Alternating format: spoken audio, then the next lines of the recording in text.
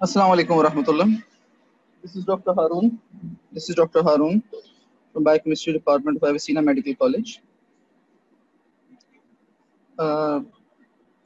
आप लोगों का टॉपिक चल रहा है आजकल बायोकेमिस्ट्री में मेटाबॉलिज्म ऑफ न्यूक्लियोटाइड्स। थोड़ा सा इसको ज़रा देख लेते हैं। हमारा कोर्स करिकुलम था जिसमें हमारे पास प्यूरीन्स की और पैरामिडीन्स की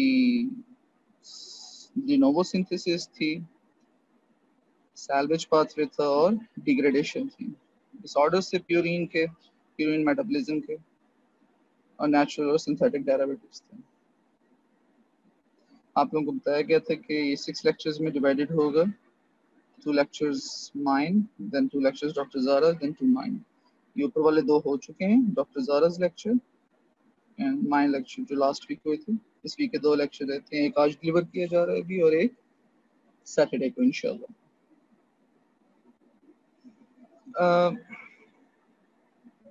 हमारा काफ़ी हद तक कोर्स कवर हो चुका हुआ है। थोड़ा सा देख लेते हैं।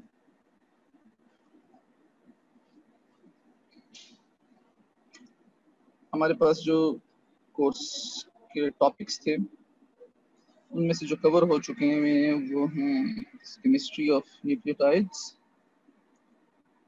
प्यूरीन्स में de novo synthesis, salvage pathway, pyrimidines में एज डॉक्टर ज़ारा अपडेटेड में, पैरामिडीन्स में de novo synthesis, salvage pathway, synthesis of deoxyribonucleotides, degradation of pyrimidines and natural and synthetic derivatives. ये हमारे कोर्स के टॉपिक्स कवर हो चुके हैं। सो आगे चलते हैं। अब हमारा आज जो प्यूरीन्स का शुरू होना है जहाँ से, ये है वो कुछ जगह। पिछला थोड़ा सा आप लोगों को दिखा दूं अगर मुनासिब समझें तो। ये हमारे पास प्यूरीन की de novo सिंथेसिस थी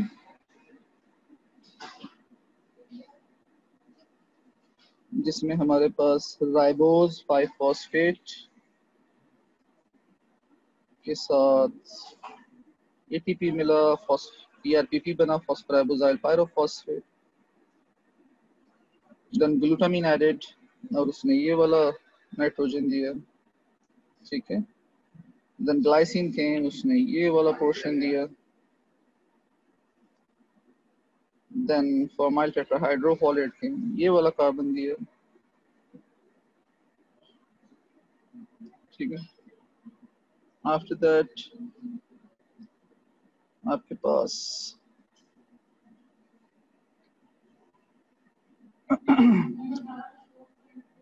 फॉर्माइल टेट्राहाइड्रोफोलेट के बाद आपके पास यहाँ तक ये क्लियर हो चुका है, भर चुका है यहाँ तक ये वाला पोर्शन सारा, ठीक है।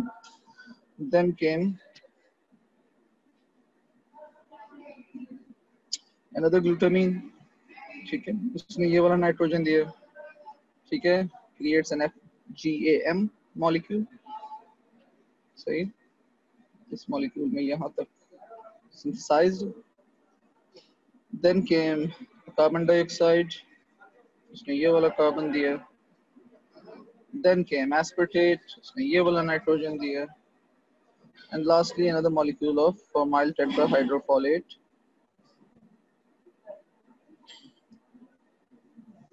जिसने ये वाला कार्बन दिया।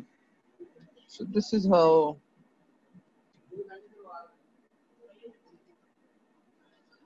a purine molecule is synthesized, ठीक है। इसको IMP कहते हैं। IMP की फिर आगे 2 फेट्स थी, एक AMP बनाता है by the addition of aspartate, A से याद रखिए, ए से याद रखिए। दूसरी फेट है इसके IMP की, ये GMP बनाएगा, इसके साथ ऐड होगा हमारे पास ग्लूटामीन, ठीक है, G से याद रखें, और हमारे पास AMP और GMP सिंथेसाइज हो जाएंगे। उसके बाद ये जो AMP और GMP हैं, they can be converted to ADP and GDP by specific ATP dependent kinases, adenylate kinase and guanylate kinase, ठीक है। those ADPs and GDPs can be converted into GTPs and ATPs. ठीक है? Alright. इसकी थोड़ी सी आपने regulation देखी थी, specifically rate limiting हमारे पास ये वाला मॉलिक्यूल एंजाइम था, ठीक है। उसके बाद ये पाबा एनालॉग्स और फॉलिक एसिड एनालॉग्स देखे थे। उसके बाद हमने रेगुलेशन में आईएमपी हाइड्रोजिनेज का देखा था कि माइक्रोफिनोलिक एसिड इसको इरिवर्सिबली इनहिबिट करता है।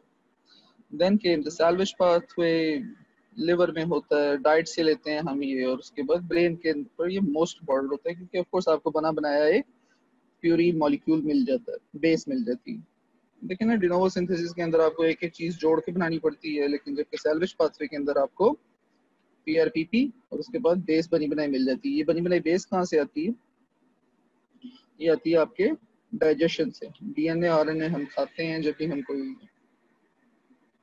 कोई भी खाना खाते हैं, चाहे वो प्लांट ओरिजिन हो, एनिमल ओरिजिन हो, उसमें DNA RNA breaks down into nucleotides that break down into nucleosides that breaks down into bases. These bases and nucleosides can be salvaged, taken up and be converted into nucleotides, which can be further converted into DNA, RNA. ठीक हो गया जी? और ये हमारे पास जिस तरह हमने देखा था कि IMP से AMP भी बनता है, इस तरह IMP से GMP भी बनता है। ये दो IMP की जो फेट्स हैं, GMP can be converted back into IMP, AMP converted back into IMP। ठीक है, जब AMP IMP पे कन्वर्ट होता है तो IMP गोज, इसके ऊपर ये एक न्यूक्लियोटाइड है, इसके ऊपर न्यूक्लियोटाइडेज एंजाइम एक्ट करेगा और ये एक न्यूक्लियोसाइड बन जाएगा, इनोसिन। ठीक है, इनोसिन के ऊपर से अगर उसका न्यूक्लियोसाइड के ऊपर से अगर उसका शुगर भी निकल जाती है तो पीछे रह जाती है हाइपोजेंथीन, which is a nitrogenous base. ठीक है, इसी तरह इसमें यहाँ पे हाइपोजेंथीन पे रोक लो।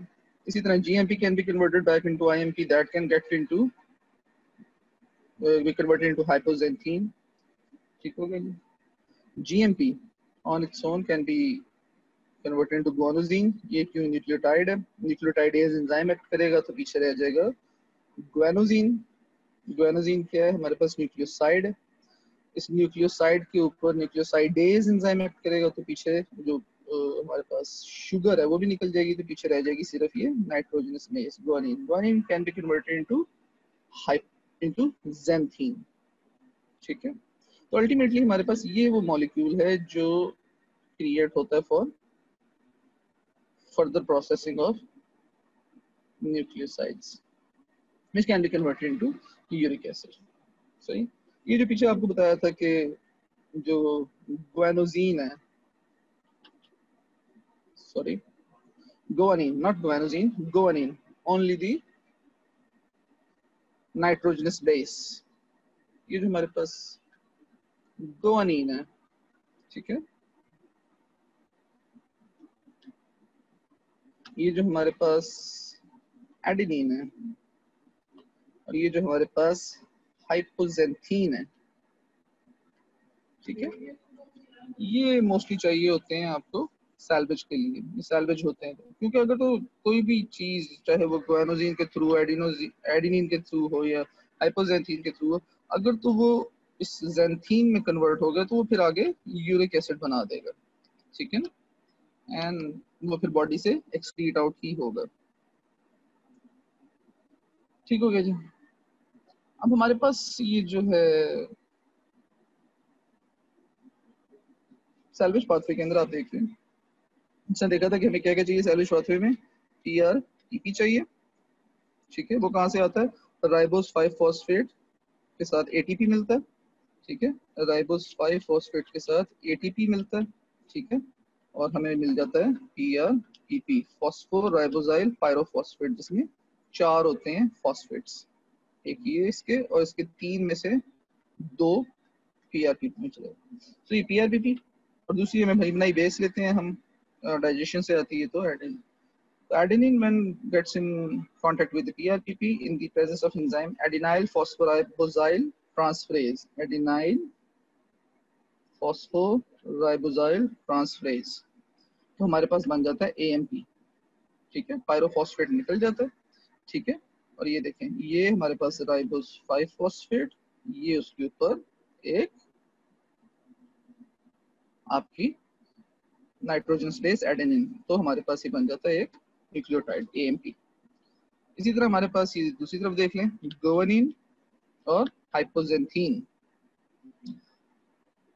नाइट्रोजन स्पेसीज हैं जो हमारे पास सैल्वेज हुई हैं फ्रॉम डाइजेशन। गुआनिन जब PRPP के साथ मिलेगा तो हमारे पास बनेगा GMP। हाइपोजेंथीन जब PRPP के साथ मिलेगा तो हमारे पास बनेगा IMP, इनोसिन मोनोफॉस्फेट। इसके लिए एंजाइम है कॉमन है इन दोनों रिएक्शंस के लिए, हाइपोजेंथीन गुआनिन फॉस्फोराइबोजाइल ट्रांसफरेज HGPRT, या इसको कुछ जगह पे HPRT भी कहा जाता है। ठीक है, तो ये वो रिएक्शन था एडेनिन से AMP। एंजाइम कौन सा था? Adenine phosphoribosyl transferase. ठीक है, एडेनिन फॉस्फोराइबोजाइल ट्रांसफरेज। अगर इसकी डेफिशिएंसी हो जाती है इस एंजाइम की तो क्या होगा? ये वाला रिएक्शन रुक जाएगा, तो एडेनिन एक्यूमुलेट होनी शुरू हो जाएगी। ठीक है, so adenine accumulates in the deficiency of APRT। ये जो एडेनिन एक्यूमुलेट होती है, ज़ैंथीन डिहाइड्रोजनेज एंजाइम उस पे एक्ट करता है। ठीक है ना, और उसको कन्वर्ट कर देता है dihydro oxy adenine, dihydroxy adenine, DHA। ये DHA कॉम्प्लेक्स वाला DHA नहीं है, but it's easier to remember that way, dihydroxy adenine. DHA का मसला ये है कि इट हैज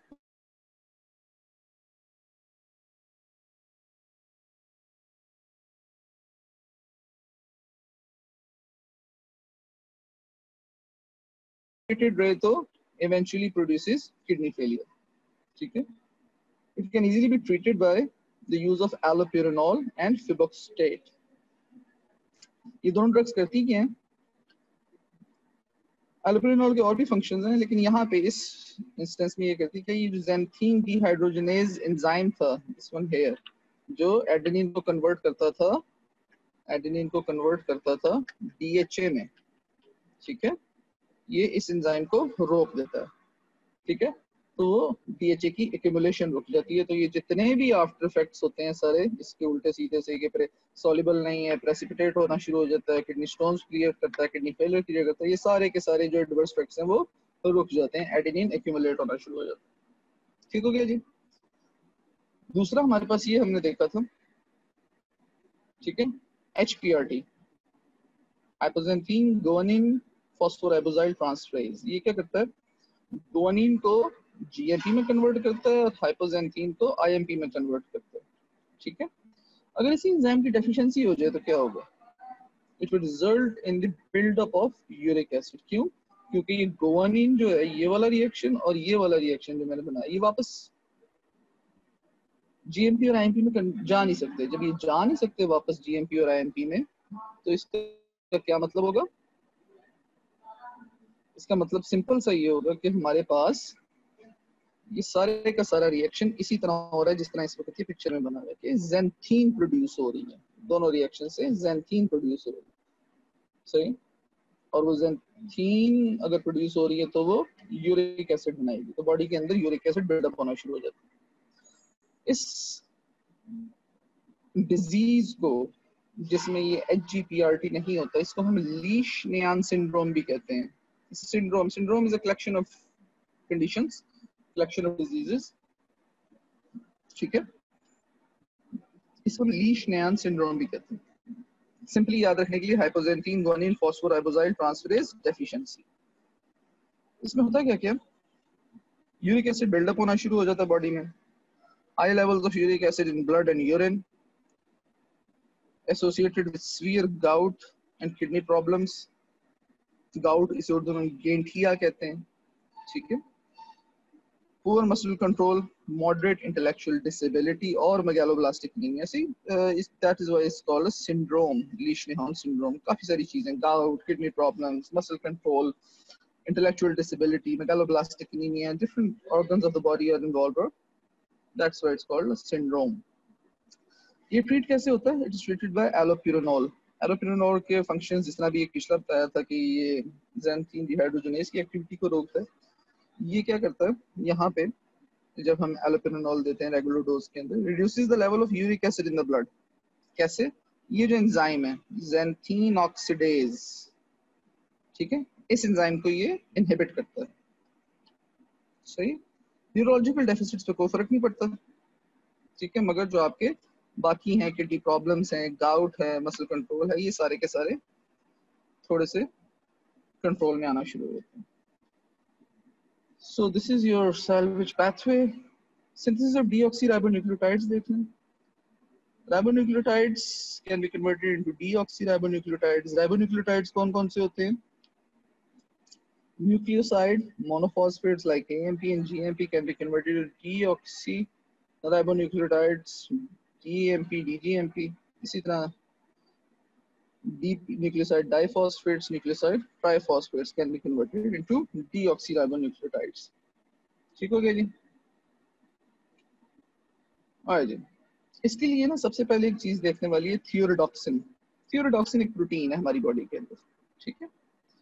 इसके बहुत सारे फंक्शंस हैं, ये आप देख रहे हैं, इसकी पूरा एक साइकिल बना हुआ फंक्शंस का, ठीक है. एक अच्छी डायग्राम. हमारे पास जो काम की चीज है इसके अंदर वो ये है जो हमने यहाँ पे देखने हैं डीएनए से related. It reduces oxidative stress. थियोरोडॉक्सिन.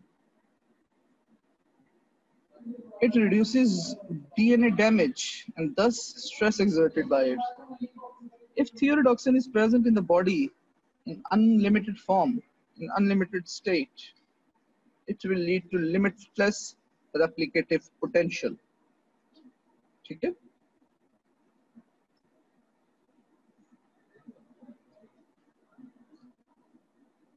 That being said,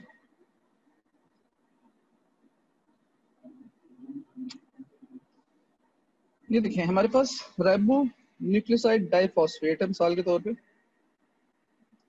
nucleoside diphosphate,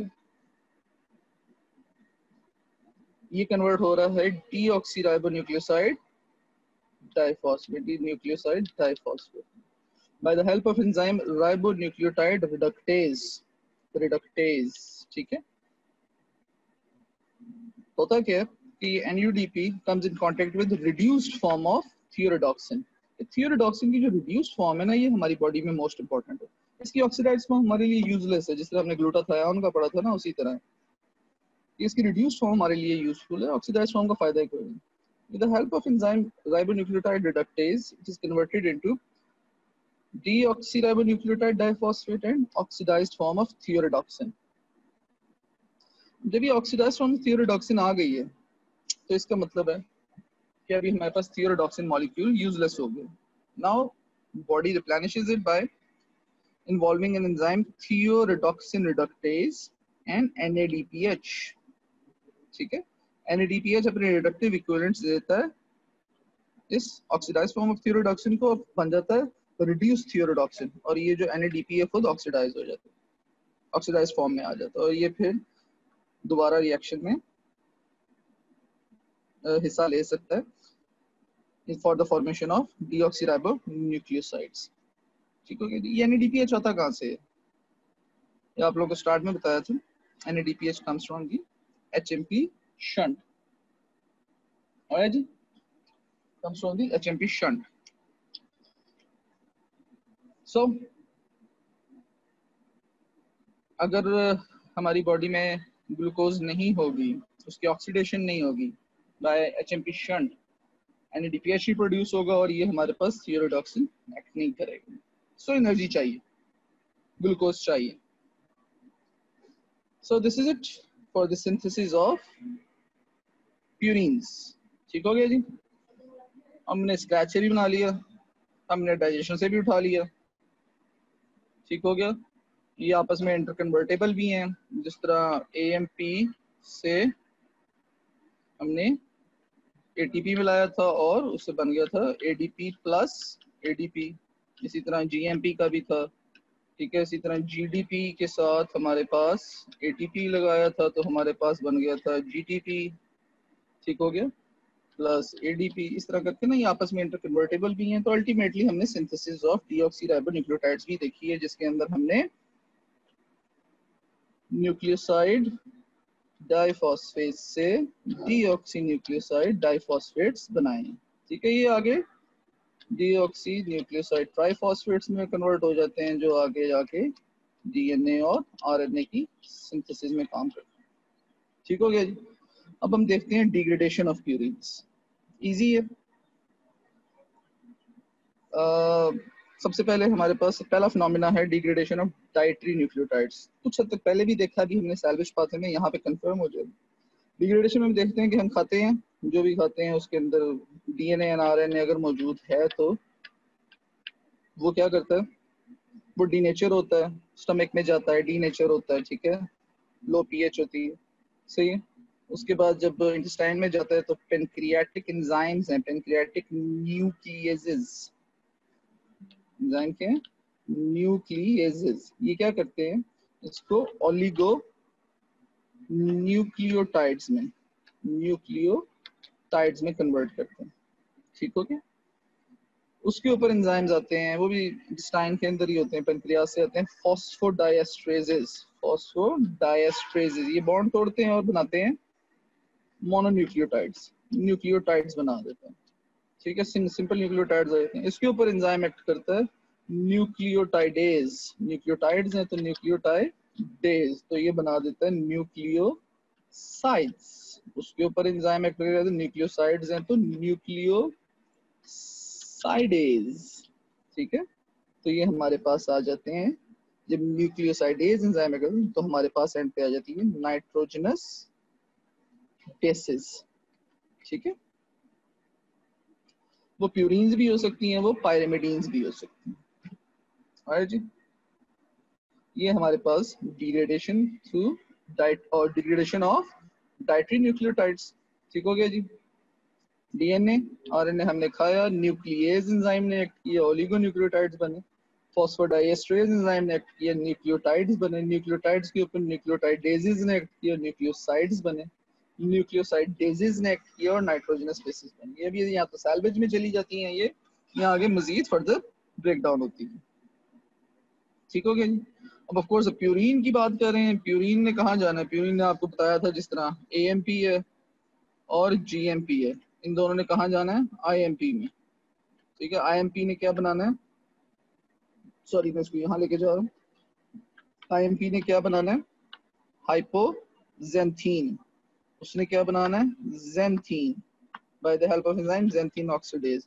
जेंथीन ने क्या बनाना है, uric acid, by the help of enzyme xanthine oxidase. तो वो यूरिक एसिड फिर बॉडी से एक्सक्रीट आउट हो जाता है, या किसी डेफिशिएंसी हो, किडनी का कोई इशू हो तो वो क्या होना शुरू हो जाता है, आपकी बॉडी में एक्यूमुलेट होना शुरू हो जाता है, ठीक हो गया जी।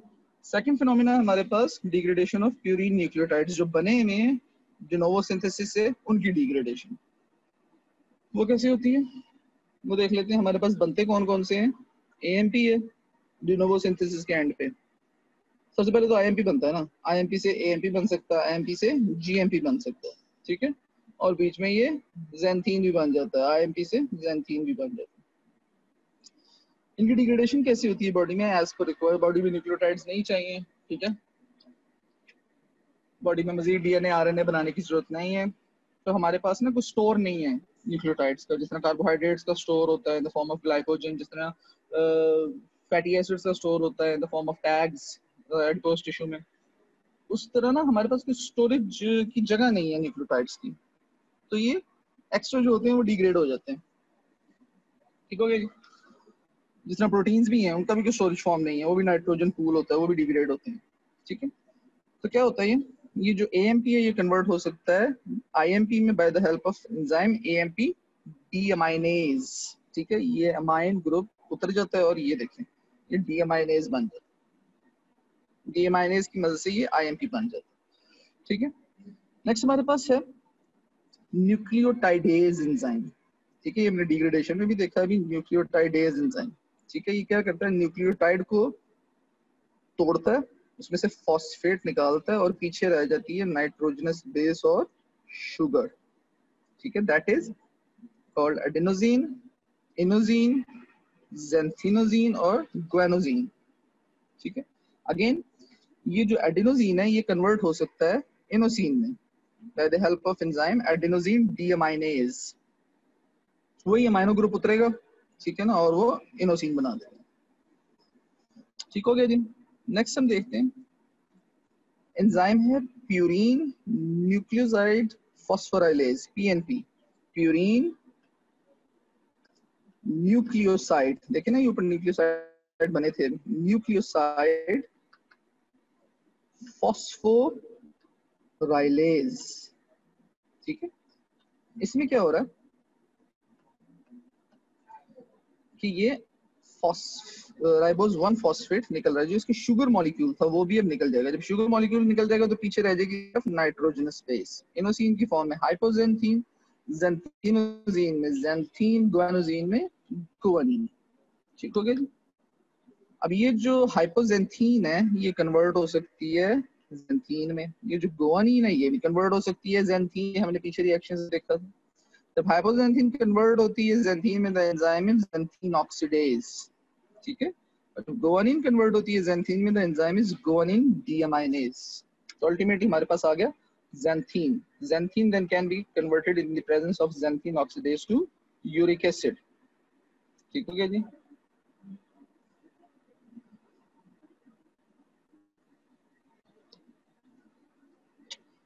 Converted into uric acid. तो डिग्रेडेशन के दो फिनोमिना, पहला फिनोमिना हमने डाइट से देखा, ठीक है, जिसमें हमारे पास सबसे पहले क्या हो रहा था, न्यूक्लियेसिस थे, उसके बाद फॉस्फोडाइएस्ट्रेसिस थे, उसके बाद हमारे पास न्यूक्लियोटाइडेसिस थे जिन्होंने न्यूक्लियोटाइड तोड़े, न्यूक्लियोसाइडेसिस थे जिन्होंने न्यूक्लियोसाइड्स तोड़े, और आखिर में हमारे पास नाइट्रोजनस बेसिस वाले। दूसरा डिग्रेडेशन फिनोमेना ये डिनोवो सिंथेसिस वाला है, हमारे पास एएमपी, आईएमपी, एक्सएमपी और जीएमपी है, ठीक है। एडिनोसिन डीअमाइनेज एंजाइम से ये कन्वर्ट हो जाता है इनोसिन में एडिनोसिन, ठीक है। उससे आगे फिर हमारे पास एंजाइम है प्यूरीन न्यूक्लियोसाइड फॉस्फोराइलेज, ठीक है। ये कन्वर्ट करता है इन न्यूक्लियोसाइड्स को इन नाइट्रोजनस बेसिस। ये जो नाइट्रोजनस बेसिस हैं ये सारी कन्वर्ट होती हैं ज़ैंथीन में, और ज़ैंथीन आगे कन्वर्ट हो जाता है यूरिक एसिड में, which is then excreted out of the body in normal phenomena. तो हमारे पास वो याद है जो कोर्स करिकुलम में हमने देखा था, एडीए डेफिशिएंसी थी, this is ADA, PNP deficiency, this is PNP, और साथ में हाइपरयूरेसीमिया था। These are the diseases that we are supposed to discuss. These are diseases that we are supposed to discuss that are associated with purines. So सबसे पहले ये देखें, फिर वो इनके नाम लिखे हुए एडीए, पीएनपी डेफिशिएंसी और हाइपरयूरेसीमिया। हाइपरयूरेसीमिया मींस इंक्रीज यूरिक एसिड, ठीक है जी। एडीए क्या था, एडिनोसिन को इनोसिन में कन्वर्ट कर रहा था, ठीक है ना जी। और ये पीएनपी क्या कर रहा था, ये न्यूक्लियोसाइड्स को, न्यूक्लियोसाइड्स यहाँ पे नाइट्रोजनस बेस प्लस शुगर होती है, इनको कन्वर्ट कर रहा था किन में, नाइट्रोजनस बेसिस में, और शुगर को उतार रहा था यहाँ से, ठीक हो गया जी। एक एक करके इनको देख लेते हैं। सबसे पहले एडीए डेफिशिएंसी, रिएक्शन देख लें आप, अभी जो पीछे लिखा था एडिनोसिन। एडिनोसिन क्या है, एक हमारे पास न्यूक्लियोसाइड है, इस पे नाइट्रोजनस बेस प्लस शुगर लगी हुई, कन्वर्ट करता है इनोसिन में, ये भी हमारे पास न्यूक्लियोसाइड है, इस पे नाइट्रोजनस बेस प्लस शुगर लगी हुई। एडिनोसिन डीअमाइनेज करता है क्या, एडिनोसिन के ऊपर जो नाइट्रोजनस बेस है एडेनिन, ठीक है, उसके ऊपर जो NH3 ग्रुप लगा होता है एक बिल्कुल ऊपर, उसको उतार देता है और वहां पे ऑक्सीजन लग जाती है। अगर इस एंजाइम की डेफिशिएंसी होनी शुरू हो जाए तो उसके जरा फीचर्स देख लेते हैं। एक तो ये कि ये एक ऑटोसोमल रिसेसिव डिसऑर्डर है, ठीक है। जब ये डेफिशिएंसी होती है तो ये सीवियर कंबाइंड इम्यूनोडेफिशिएंसी होनी शुरू होती है बॉडी में। कैसे, it involves T cells and B cells, ठीक है ना, और natural killer cells. Ultimately lymphocytopenia होना शुरू हो जाता है, यानी कि व्हाइट ब्लड सेल्स कम होने शुरू हो जाते हैं। ऑलराइट, नेक्स्ट हमारे पास जिन बच्चों में ये डेफिशिएंसी होती है, जिन इंडिविजुअल में, वो 2 साल से ज्यादा जिंदा नहीं रह पाते, यानी कि उनकी एज अक्सर 2 साल होती है और उसके बाद वो उनकी डेथ हो जाती है। और इसका ट्रीटमेंट हमारे पास है बोन मैरो ट्रांसप्लांट और जीन थेरेपी। ठीक हो गया जी, ये हमारे सारे इसके फीचर्स बनते हैं। ठीक है, जरा देखिए इनको, इसके एडीए डेफिशिएंसी के ये 4 फीचर, 4-5 बेसिक फीचर, की पॉइंट्स हैं याद रखने वाले, जरा एक दफा पढ़े हैं प्लीज।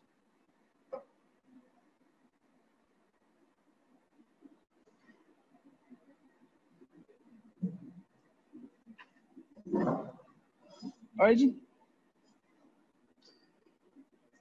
आगे देखिए हम पीएनपी डेफिशिएंसी। रिएक्शंस है हमारे पास, इनोसिन। इनोसिन क्या है हमारे पास, एक न्यूक्लियोसाइड है, nitrogenous base plus sugar. Xanthosine nitrogenous base plus sugar, nucleoside है। Guanosine nitrogenous base plus sugar. इनके ऊपर एंजाइम एक्ट करता है, प्यूरिन न्यूक्लियोसाइड फॉस्फोराइलेज, पीएनपी। करता क्या है वो, ये शुगर उतार देता है, पीछे रह जाती है hypoxanthine nitrogenous base, xanthine nitrogenous base और guanine nitrogenous base. It is also an autosomal recessive disorder. ठीक है, it is rare and less severe than ADA. ADA में देखे ना 2 साल के अंदर अंदर जिसमें होती है डेफिशिएंसी, 2 साल के अंदर अंदर बच्चे फौत हो जाते हैं। It affects only T cells. ADA क्या कर रहा था, टी सेल्स और बी सेल्स दोनों पे, और साथ में लिम्फोसाइटोपिनिया करवा रहा था। ठीक है, EMP deficient patients have recurrent infections and neurodevelopmental delay. It is not as severe as ADA, मगर एक deficiency है तो of course it is a problem. ठीक है, इसके की पॉइंट्स देख लें। एडीए की तरह ये भी ऑटोसोमल रिसेसिव डिसऑर्डर है। ठीक है, एडीए से मुख्तलिफ, एडीए में हमारे पास, एडीए डेफिशिएंसी में टी सेल बी सेल दोनों इन्वॉल्व थे, इसमें सिर्फ टी सेल्स इन्वॉल्व हैं। ठीक है, एडीए के बच्चे 2 साल के अंदर फौत हो जाते हैं, ये लेस सीवियर है। ठीक है, और उसके अंदर हमने देखा था कि ट्रीटमेंट ऑप्शंस दी थी साथ में, बोन मैरो ट्रांसप्लांट और जीन थेरेपी। इसमें बताया गया है कि रिकरेंट इन्फेक्शंस हैं, न्यूरो डेवलपमेंटल डिलेज हैं। नेक्स्ट हमारे पास आ जाता है हाइपरयूरेसीमिया, जिसको हम गाउट भी कहते हैं। इसको देख लेते हैं ये कहाँ से आता है, कैसे होता है। एडिनोजीन है हमारे पास, क्या है, न्यूक्लियोसाइड है। ठीक है, इनोसिन है, न्यूक्लियोसाइड है हमारे पास। ये कौन सा एंजाइम था यहाँ पे, एडीए, एडिनोजीन डीअमाइनेज। ठीक है, ये भी पीछे पे। उसके बाद इनोजीन से हाइपोजेंथीन था एंजाइम, पीएनपी। ठीक है ना जी, इसी तरह अगर इसके ऊपर से देखें तो हमारे पास यहाँ पे ज़ैंथेनोज़ीन है। ठीक है, विच इज आल्सो न्यूक्लियोसाइड। हमारे पास ऊपर यहाँ पे गुआनोजीन है। ठीक है ना, ये सारे कन्वर्ट होते हैं यहाँ पे ज़ैंथीन में, और ज़ैंथीन ऑक्सीडेज एंजाइम से कन्वर्ट होता है यूरिक एसिड। ये एक नॉर्मल फिनोमेना। ठीक हो गया। अब हाइपर यूरिसीमिया होता कहाँ, एक normal phenomena, normal degradation phenomena, तो ये हाइपर यूरिसीमिया होता कैसे है। ठीक है, इसका एक बड़ा पॉइंट है याद रखने वाला। It results primary, hyperuricemia results primarily from under excretion of uric acid. ठीक है, under excretion, normally under excretion, यानी कि किडनी का कोई इशू होता है, या एक्सक्रीशन मैकेनिज्म जितना है आपका उसका इशू है। ठीक है ना, over production of uric acid हो जाती है अगर आप ज्यादा, मिसाल के तौर पे जो लोग गोश्त खाते हैं बहुत ज्यादा, डेली उनके दिन के दिन 2 टाइम या 3 टाइम खाना होता है, लेकिन उसके अंदर मीट जरूरी है। ठीक है, होते हैं कुछ लोग हमारी आसपास के लोगों में, तो उनके अंदर भी ओवर प्रोडक्शन की हो जाती है, मगर वो भी फिर एक्सक्रीट आउट हो रही होती है। But it is less common कि ओवर प्रोडक्शन की वजह से आपको गाउट होना शुरू हो जाए। There is some underline excretion problem.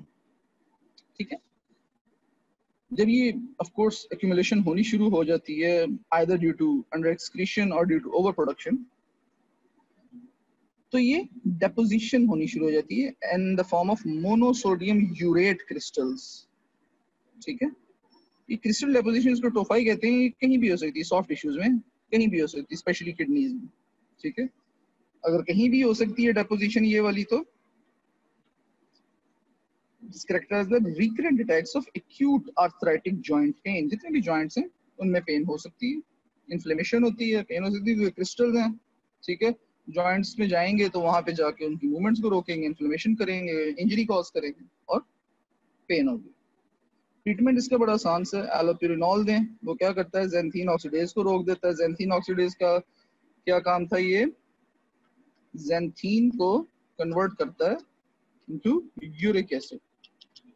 ठीक है, ज़ैंथीन ऑक्सीडेज। तो ना ये एंजाइम रहेगा, ना ये ज़ैंथीन कन्वर्ट होगा यूरिक एसिड में। तो हमारे पास पीछे एक्यूमुलेशन होनी शुरू हो जाती है हाइपोज़ैंथीन और ज़ैंथीन। ठीक हो गया जी। सो डिजीज के अंदर हमने देखा एडीए,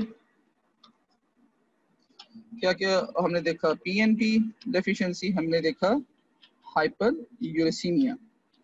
एडीए के अंदर क्या था, एडीए में हमने देखा था कि ऑटोसोमल रिसेसिव डिसऑर्डर है हमारे पास। एडीए जो डेफिशिएंसी है उसकी वजह से क्या होता है, हमारे पास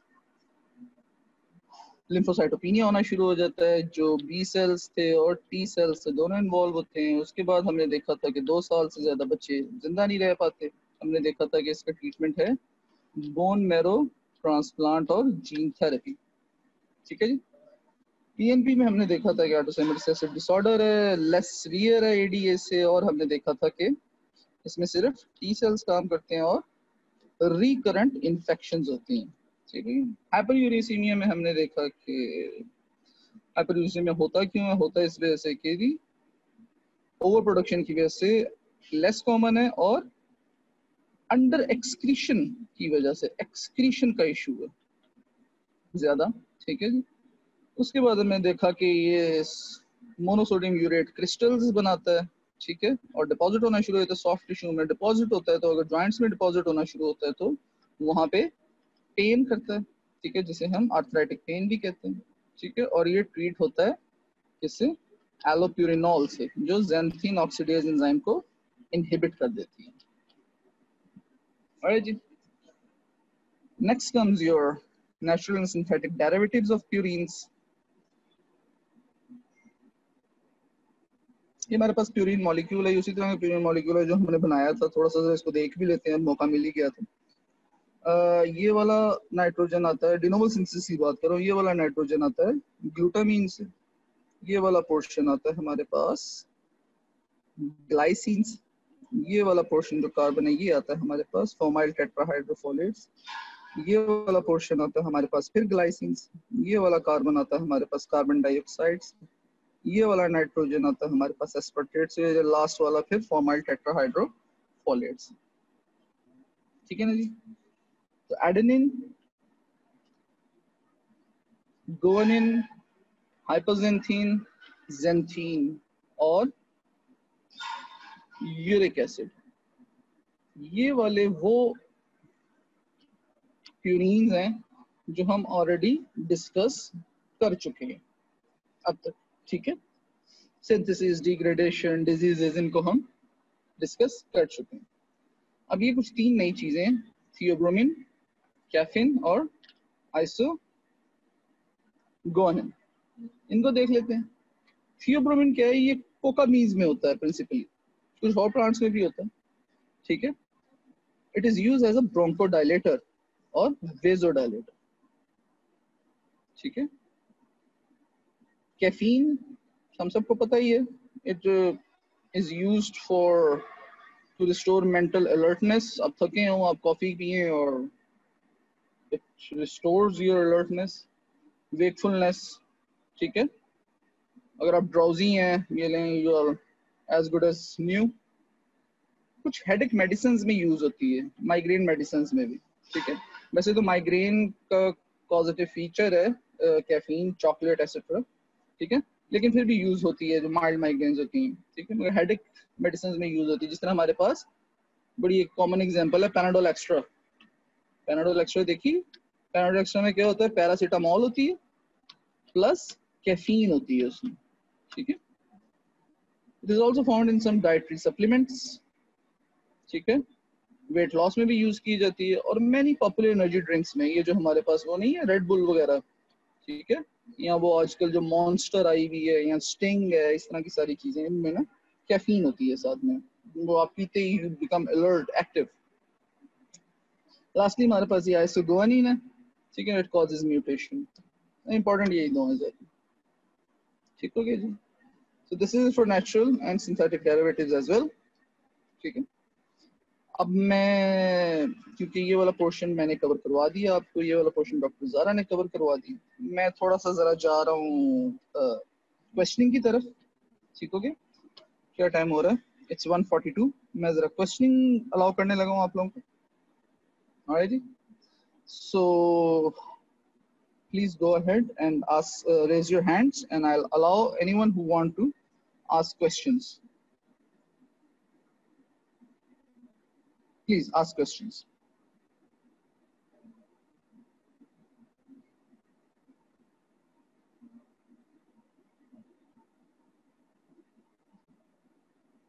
Right, we have 119 participants at the moment.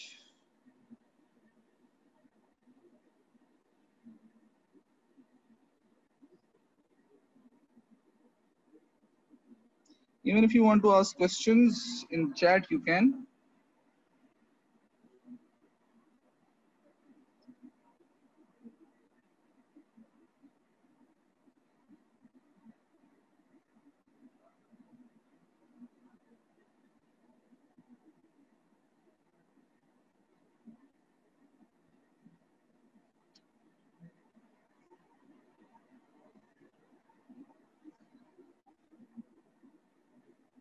क्या हो गया, सारा कुछ समझ आ गया, कुछ भी समझ नहीं आया? माइक खोलूं सबका, देखूं कौन कौन मौजूद है।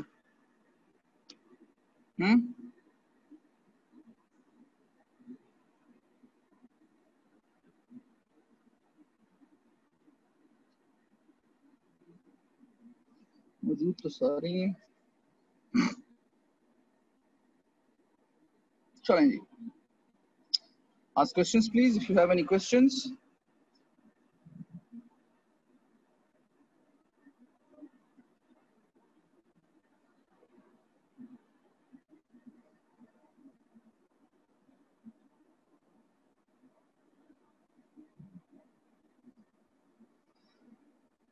हमारे पास अभी इसका ना न्यूक्लियोटाइड मेटाबॉलिज्म का एक लेक्चर और पड़ा हुआ है, that will be on Saturday. जिस तरह प्योरीन मेटाबॉलिज्म मैंने खत्म करवाई है, पायरिमिडीन मेटाबॉलिज्म डॉक्टर ज़ारा ने खत्म करवाई, तो हमारे पास एक लेक्चर है अभी। So we are in good waters. हमें इशू नहीं होगा किसी भी किस्म का। We can easily have a review lecture on Saturday as well. I will prepare a review lecture for you guys और हम इसको दोबारा देखेंगे पूरे को एक दफा रिव्यू में इंशाल्लाह। आप तब भी क्वेश्चंस पूछ सकते हैं, थोड़ा सा इसको एक दफा रिव्यू करें, देखें, ताकि हमें पता चले कि हमारी कहाँ कमियां हैं, कहाँ कोताहियां रह गई हैं, और हम उसको मिलके खत्म करें, ठीक है। Please go ahead, ask questions.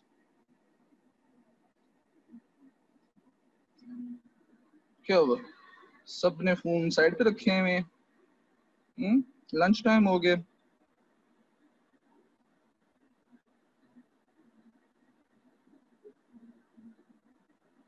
All right, we have a good many students available. All right, gee, I just saw a raised hand. Let me go answer it. या तो मुझे होस्ट कर दें या वो रेज हैंड हुआ हुआ उसको, उसका माइक खोलें।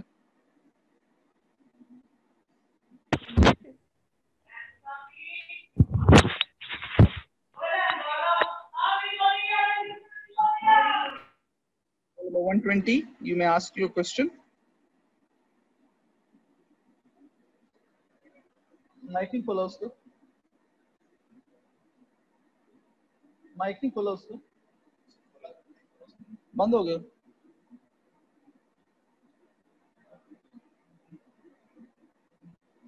पोस्ट कर दे यार, मैं कर लेता हूँ इधर से।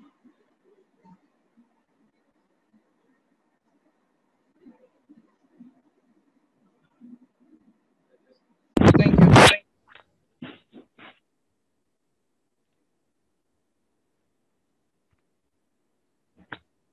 सर आपने हमारी चैट को लॉक लगाया हुआ, हम पूछ नहीं सकते आपसे।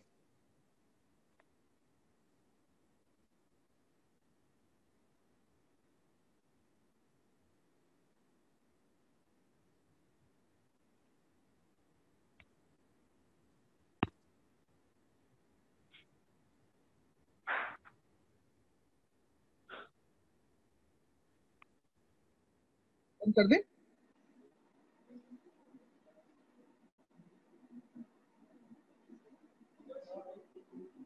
माइक बंद हो गया उसका, ठीक है। चैट खोलनी थी, खोल गई।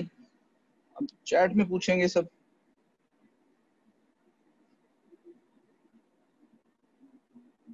चैट को लॉक नहीं था, चैट आप करते तो सारा मुझे आ जाना था, लेकिन अब सेंड टू एवरीवन करें, चलें।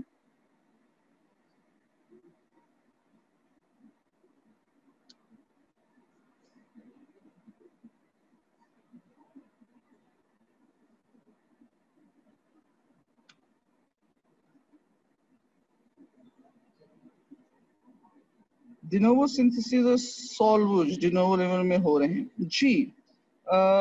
ये जो हमारी डिनोवो सिंथेसिस है ना, और जो सैल्वेज है, जो डिनोवो सिंथेसिस और सैल्वेज है, ये लिवर में हो रहे हैं, बिल्कुल सही बात है। सैल्वेज हमारे पास, जो सैल्वेज फिनोमिना है, सैल्वेज प्योरीन की भी पायरेपिडीन की भी, ये बेसिकली होती तो लिवर में ही है, लेकिन ये मोस्ट इंपॉर्टेंट है ब्रेन के लिए। इसका ये मतलब नहीं कि ये लिवर के अलावा और कहीं होती नहीं है, मगर बाकी ऑर्गन्स में भी होती है। मोस्ट इंपॉर्टेंट है ये ब्रेन के लिए होती, सबसे ज्यादा मेन साइड इसकी लिवर है, सैल्वेज पाथवे की, ठीक है। लेकिन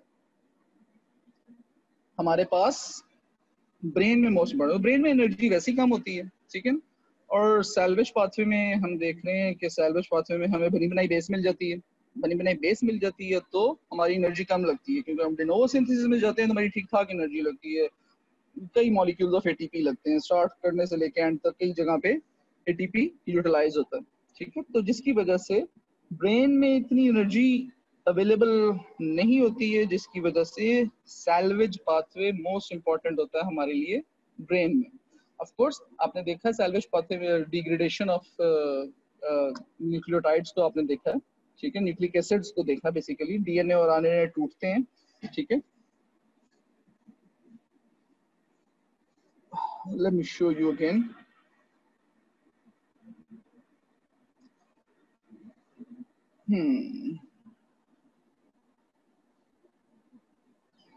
Alright जी, कहाँ पे थे हम? डीएनए और आरएनए टूटते हैं, डिग्रेडेशन में होगा ये, राइट हियर समवेयर। सी ये देखें, डीएनए और आरएनए टूटते हैं हमारे पास, ठीक है ना। और हमारे पास ये बनाते हैं ओलिगोन्यूक्लियोटाइड्स, फिर बनते हैं मोनोन्यूक्लियोटाइड्स, फिर बनते हैं न्यूक्लियोटाइड्स, फिर बनते हैं न्यूक्लियोसाइड्स, और फिर आखिर में आ जाता है हमारे पास नाइट्रोजनस बेसेस। ये बहुत सारा कुछ जीआईटी में रहा है, लेकिन जैसे ही ये नाइट्रोजनस बेस रिकवर हो जाती है, सैल्वेज हो जाती हैं, ठीक है, बन जाती हैं, जैसी बनती हैं ये, तो ये जाती हैं सीधा ब्रेन के अंदर, और वहां पे आपको सिर्फ पीआरपीपी से मिलना, नाइट्रोजनस बेस ने नाइट्रोजन पीआरपीपी से मिलना है, और आपको बना देना है, क्या मिल जाएगा आपको? आपको मिल जाएगा nucleotide, which can be used in DNA और RNA synthesis। ठीक हो गया जी। क्या था इसका वो याद है थोड़ा सा? अगर वो एडेनिन के साथ मिले तो प्लस पीआरपीपी हो तो आपका एंजाइम था एडेनिन फॉस्फोराइबोजाइल ट्रांसफरेज, तो आपके पास बन जाता है एएमपी। और अगर वो हाइपोजेंथीन या गुआनिन के साथ मिले पीआरपीपी तो क्या था? Enzyme HGPRT, hypoxanthine guanine phosphoribosyl transferase, और आपको क्या मिलता था? आइदर IMP और GM, ठीक है ना। Alright, hope this answers your questions. जी, any other question please? Chat पे पूछें, कोई मसला नहीं।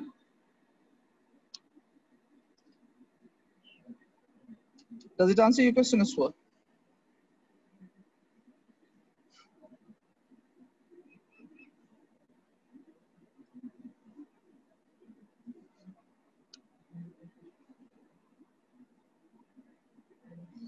जी प्लीज आस्क क्वेश्चंस। मैं ना अभी आपकी रिव्यू शुरू करना नहीं चाह रहा हूँ, ठीक है। इंशाल्लाह जो सैटरडे को मैं आप लोगों का लेक्चर प्लान करूंगा ना, उसको मैं कुछ इस तरह रिव्यू प्लान करूंगा आप लोगों का कि सबसे पहले हम देखेंगे पायरामिडीन्स को रिव्यू में थोड़ा सा। It will take us about 30 to 35 minutes, ठीक है। उसके बाद हम देखेंगे वाजीवा। ये मोहम्मद उमर साहब कौन है जो अभी तशरीफ लाए? स्टूडेंट है कि नहीं? चलो जो भी है, आगे बड़ी बात है, अल्लाह खैर रखे। पता नहीं स्टूडेंट है कि नहीं बोला, लेट्स सी। एनीवेज जी, आई वाज सेइंग कि हम सैटरडे का लेक्चर है वो इस तरह करेंगे प्लान कि हम सबसे पहले पैरामेडिन की मेटाबॉलिज्म देखेंगे 25 to 35 मिनट्स में, ठीक है। उसके बाद हम तकरीबन 20 to 25 मिनट्स में प्यूरिन की मेटाबॉलिज्म देखेंगे दोबारा, ठीक हो गया। और लास्टली फिर क्वेश्चन आंसर सेशन भी करूंगा मैं इंशाल्लाह। तो please get your questions ready. अगर आज आप नहीं पूछ रहे तो वैसे तो पूछने चाहिए, इट्स नॉट एज सिंपल, इतना इजी भी टॉपिक नहीं है ये कि इसको लाइटली लिया जाए, ठीक है। नो डाउट इसकी इतनी ज़्यादा वेटेज नहीं है as compare to metabolism of proteins या मेटाबॉलिज्म ऑफ कार्बोहाइड्रेट्स या मेटाबॉलिज्म ऑफ फैट्स या लिपिड्स, जो उतनी वेटेज नहीं है, लेकिन फिर भी इट्स इम्पॉर्टेंट टॉपिक। डेफिशिएंसी आपने डिजीजेस देखी हैं इसके अंदर काफ़ी सारी, आपने ATRT डेफिशिएंसी देखी है, एडेनिन फॉस्फोराइबोजाइल ट्रांसफेरेज डेफिशिएंसी देखी है, आपने HGPRT डेफिशिएंसी देखी है, लीश-नीहान सिंड्रोम कहते हैं, बहुत इंपॉर्टेंट टॉपिक है, बहुत कॉमनली आस्क्ड यूनिवर्सिटी क्वेश्चन है, ठीक है। आपने ADA डेफिशिएंसी देखी है, एडिनोसिन डीअमाइनेज डेफिशिएंसी, आपने PNP डेफिशिएंसी देखी है, प्यूरिन न्यूक्लियोसाइड फॉस्फोराइलेज डेफिशिएंसी, आपने हाइपरयूरेसीमिया देखा है, गाउट कहते हैं। अगेन गाउट बहुत इंपॉर्टेंट है क्लिनिकल प्रैक्टिस के पॉइंट ऑफ व्यू से भी, क्लिनिकल वैसे भी पॉइंट ऑफ व्यू से, हमारे यूक्यू के पॉइंट ऑफ व्यू से भी, वाइवा क्वेश्चन के पॉइंट ऑफ व्यू से, और ये बाकी सारी चीज़ें MCQs तो हैं ही हैं, ठीक है। आप ये देख रहे हैं जितनी चीज़ें आप लोगों को बताई हैं इस पूरे लेक्चर में, जो पिछले 3 लेक्चर्स में कवर किया है, जो डॉक्टर ज़ारा ने भी कवर किए हैं 2 लेक्चर में, टोटल 5 लेक्चर में जब तक कवर हुआ है, न्यूक्लियस ये MCQs की भरमार है इसके अंदर, ठीक है। So please give it some time, give it some serious time, ताकि हम इसको अच्छी तरीके से खत्म कर सकें, ठीक है ना जी। Do you have any questions?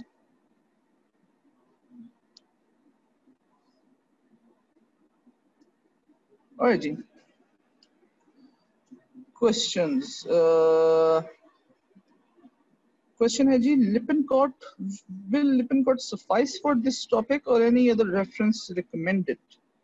अच्छा बेटा, इसमें ना इस तरह है कि ये जो हमारे पास लिपिनकॉट है ना, इसमें प्यूरीन वाला पोर्शन तो बड़ा अच्छा लिखा हुआ है, लेकिन जो पायरामिडीन वाला पोर्शन है ना, वो अच्छा नहीं लिखा हुआ, वो लिखा ही नहीं हुआ। बेसिकली 4-5 लाइनों में लिख के उसने ना, वो पंजाबी में कहते हैं ना, गोंगलों तो मिट्टी चाड़ देना, वो यानी कि they have just got rid of it in very fast manner.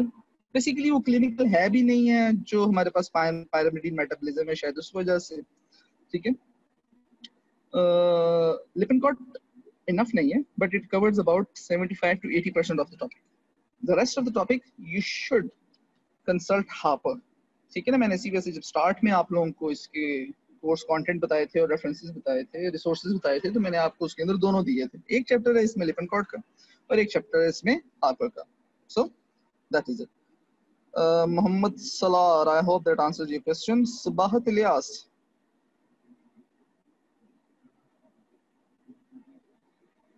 अच्छा ये जो है ना सबाहत, आपका क्वेश्चन के फीमेल में यूरिक एसिड इंक्रीज होता है तो उसका किडनी का मसला होता है या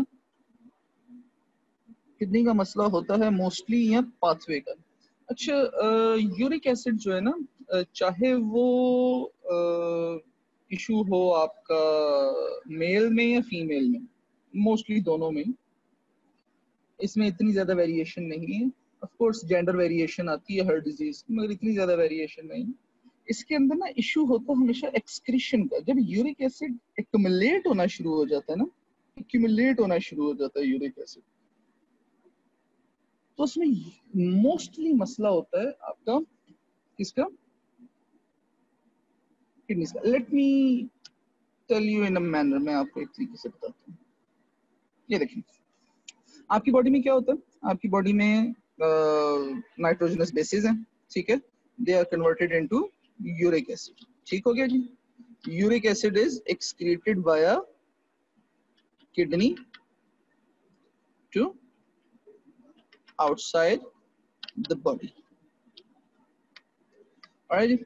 अब ये देखिए नॉर्मल फिनोमेना है, जैसा मैंने आपको बताया कि जो नाइट्रोजनस बेसिस हैं इनका कोई वो नहीं है, पूल नहीं होता, कोई इनका स्टोरेज फिनोमेना नहीं है, ठीक है ना। जितनी चाहिए यूज होंगी, डीएनए की सिंथेसिस में, आरएनए की सिंथेसिस में जितनी चाहिए यूज होंगी, बाकी सारी की सारी फारग, ठीक है ना, एक्सक्रीट आउट हो जाएंगी। एक्सक्रीट आउट कैसे होंगी, वो ज़ैंथीन में कन्वर्ट होंगी, ठीक है, और ज़ैंथीन कन्वर्ट हो जाएगा यूरिक एसिड में, ज़ैंथीन ऑक्साइड, और यूरिक एसिड किडनी के थ्रू बॉडी के बाहर चला जाएगा। ये एक नॉर्मल फिनोमेना है, ठीक है।